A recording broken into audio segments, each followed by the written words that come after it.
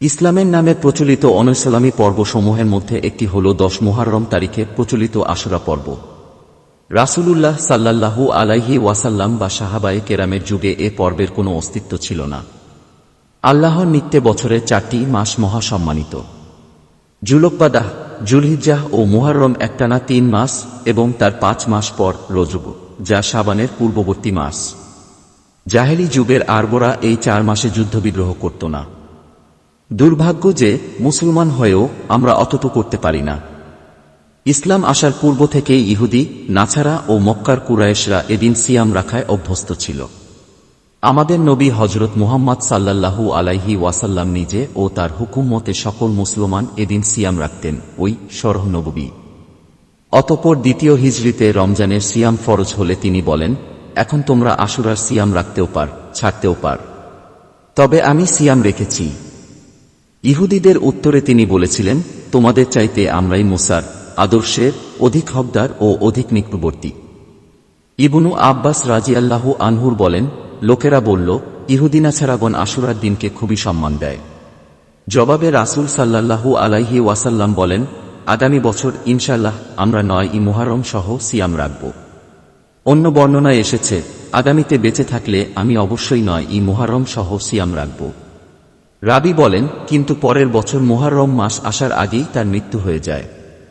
ইবনু আব্বাস রাদিয়াল্লাহু আনহু থেকে অন্য বর্ণনায় এসেছে যে রাসূল সাল্লাল্লাহু আলাইহি ওয়াসাল্লাম আরও বলেন, তোমরা আশুরার দিন সিয়াম রাখ এবং ইহুদিদের খেলাফ করো। তোমরা আশুরার সঙ্গে তার পূর্বের দিন অথবা পরের দিন সিয়াম রাখো। আলবানী বলেন, হাদিসটি মওকুফ সহিহ, তবে 9 ও 10 দুদিন রাখাই উত্তম।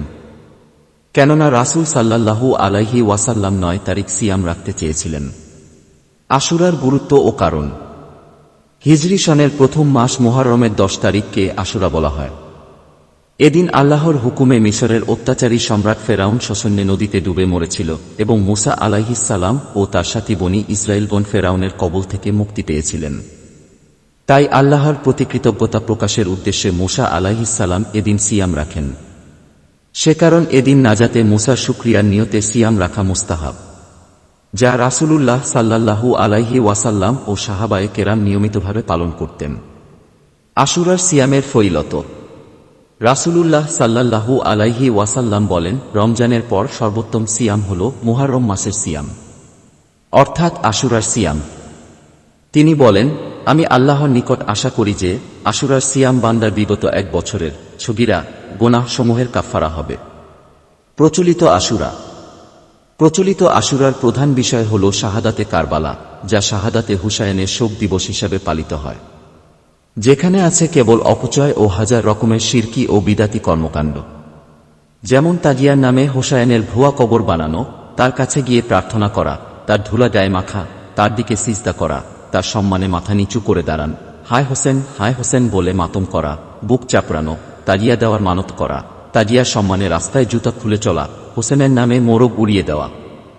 অতঃপর ছেলে ও মেয়েরা পানিতে ঝাঁপ দিয়ে ওই বরকতের মোরগ ধরা ও তা জবেহ করে খাওয়া। ওই নামে একটি নির্দিষ্ট স্থানে জড়ো হয়ে চেরাগ জ্বালানো, ওই নামে কেক পাউরুটি বানিয়ে বরকতের পিঠা বলে ধোঁকা দেওয়া ও তা বেশি দামে বিক্রি করা এবং বরকতের আশায় তা খরিদ করা, সুসজ্জিত অশ্বারোহী দল নিয়ে কারবালা যুদ্ধের মহড়া দেওয়া, শোক বা তাজিয়া মিছিল করা, তাবারুক বিতরণ করা, শোকের কারণে এ মাসে বিবাহশাদী না করা ইত্যাদি।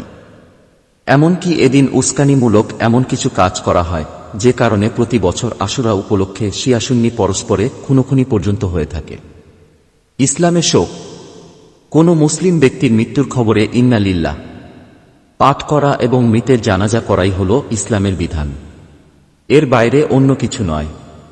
স্বামী ব্যতীত অন্য মৃতের জন্য 3 দিনের ঊর্ধ্বে শোক করা ইসলামে নিষিদ্ধ।